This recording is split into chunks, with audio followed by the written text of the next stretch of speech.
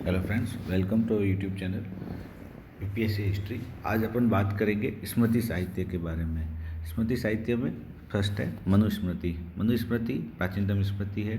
इसमें सामाजिक नियमों का उल्लेख किया गया है।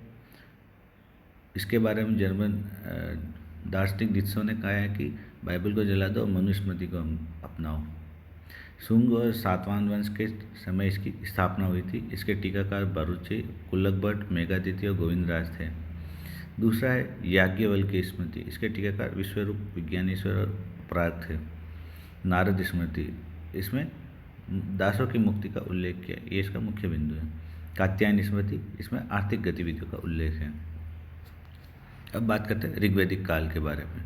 इसका समय 1500 से 1000 बीसी के पूर्व माना गया है। इसका निर्धारण विंटरविनिस नाम के इतिहासकार ने किया है। अब बात करते हैं आर्यों की भौगोलिक स्थिति के बारे में। फिर सबसे पहले दयानंद सरस्वती ने तिब्बत को बताया आर्यों का मूल स्थान। बाल गंगाधर तिलक ने उत्तरी ध्रुव, डॉक्टर पेंका हर्ट ने जर्मनी, डॉक्टर एल.डी. कल्ला ने कश्मीर, गंगाधर झा ने मध्य भारत, मैक्स मुलर ने मध्य एशिया बताया। और मैक्स मुलर का मत सर्वाधिक मान्य माना गया है। आर्य आरंभ में सब संदेह में बच गए थे। सिंधु आर्यों के लिए महत्वपूर्ण नदी थी। सरस्वती आर्यों की सबसे पवित्र नदी थी। ऋग्वेद के नदी सूक्त में सरस्वती को नदी तमा भी कहा गया है। नदी तमा का मतलब है नदियों में श्रेष्ठ। ऋग्वेद में सिंधु नदी की 5 सहयोगी नदियों का उल्लेख मिलता है। पहला है बिपाशा, जिसका आधुनिक नाम व्यास है। सतुत्री, जिसको सतलज के नाम से। वितस्तता, झेलम नदी, पुरुषनी रावी और आस्किनी चेनाब या चिनाब नदी के नाम से। ऋग्वेद में अफगानिस्तान की नदियों का भी उल्लेख किया गया है। ऋग्वेद में एक पर्वतमाला मुजवंतिया हिमालय का भी उल्लेख मिलता है। ऋग्वेद में गंगा व सरयू नदी का भी उल्लेख एक बार मिलता है। यमुना नदी का उल्लेख 3 बार मिलता है। आर्यों की राजनीतिक स्थिति।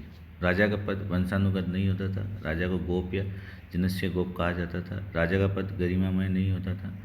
कालांतर में ऋग्वैदिक काल का अंतिम समय में गोप का पद वंशानुगत हो गया था। राजा के पास स्थायी सेना नहीं होती थी। अधिकतर लड़ाई जानवरों, गायों और घोड़ों के लिए लड़ी जाती थी। राजा की सहायता के लिए कुछ संस्थाएं होती थी। विदत, यह प्राचीन संस्था थी। यह धन का बंटवारा करती थी। सभा, वरिष्ठ एवं कुलीन लोगों का समूह।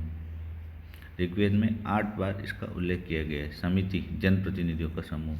ऋग्वेद में 9 बार इसका उल्लेख किया गया है। स्पष्ट का मतलब होता था गुप्तचर। राजा की सहायता है तो 12 मंत्री होते थे, जिन्हें रत्निन या रत्न कहा जाता था।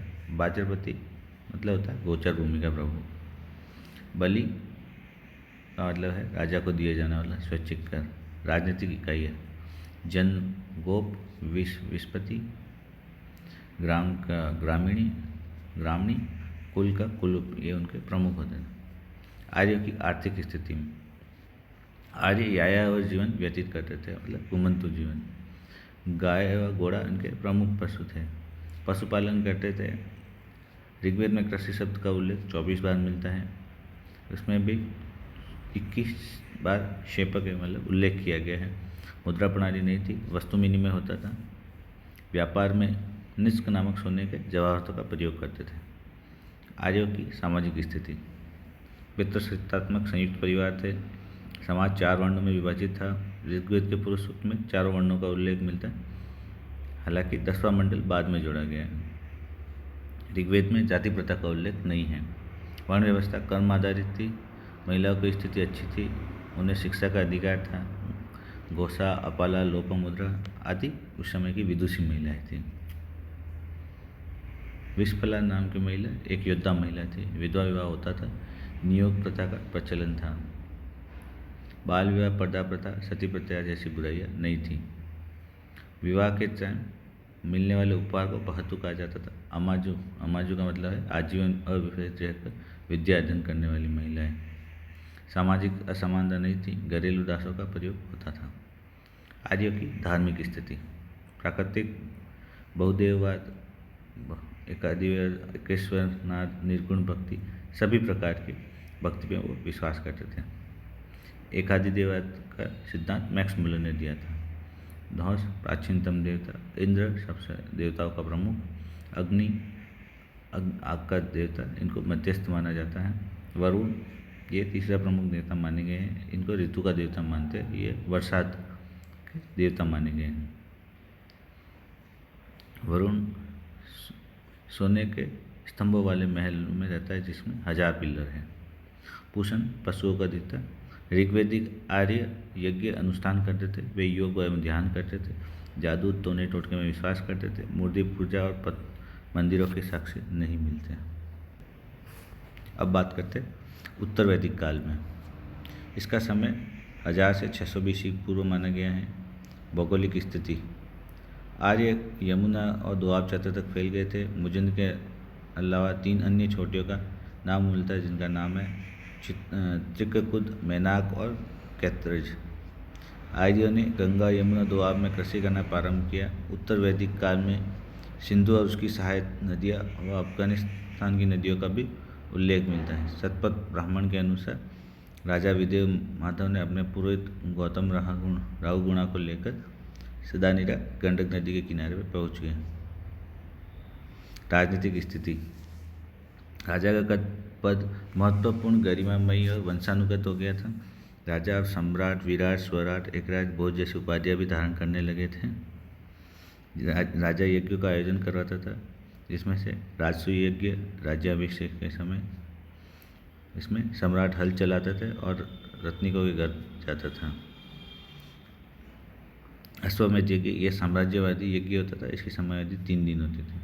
वाजपेयी यज्ञ, इसमें खेल कूद प्रतियोगिताओं का आयोजन होता था। राजा स्वयं रथ दौड़ में हिस्सा लेता था तथा सदैव जीतता था।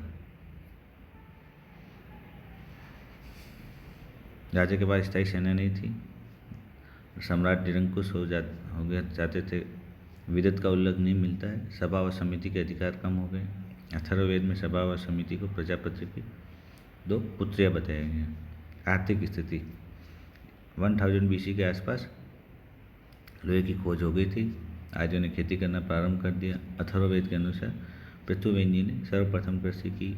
अथर्ववेद में टिड्डियों का भी उल्लेख मिलता है। शतपथ ब्राह्मण में कृषि की विधियों का भी उल्लेख मिलता है। शतपथ ब्राह्मण की काटक संहिता में ऐसे हल का उल्लेख मिलता है जिसको 24 बैल मिलकर खींचते थे। आर्य पशुपालन भी करते थे। गाय एवं घोड़ा प्रिय पशु थे। अधिशेष उत्पादन होता था। इन्हें बेचने के लिए बाजार बने, जिससे दूसरी नगरीय क्रांति आरंभ हुई। मुद्रा प्रणाली का अभाव था। निष्क एवं गाय का व्यापार होता था। वस्तु विनिमय होता था। सामाजिक स्थिति, पितृसत्तात्मक एवं संयुक्त परिवार था। समाज स्पष्ट से 4 वर्णों में विभाजित हो गया। वर्ण व्यवस्था जन्म आधारित हो गई। कुल एवं गोत्र शब्द का प्रयोग होता था। सामाजिक असमानता नहीं थी। महिलाओं को शिक्षा का अधिकार था। विधवा विवाह होते थे। नियोग प्रथा का प्रचलन था। बहुविवाह भी थे। बृहदारण्यक उपनिषद में 11वीं याज्ञवल्क्य का संवाद मिलता है।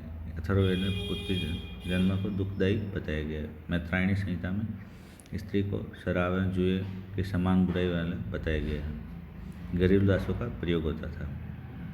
धार्मिक स्थिति, प्राकृतिक बहुदेववाद, देववाद, अखादिवाद, निर्गुण भक्ति, एकेश्वरवाद, सब समय प्रकार की भक्ति होती थी। आर्य यज्ञ अनुष्ठान करते थे।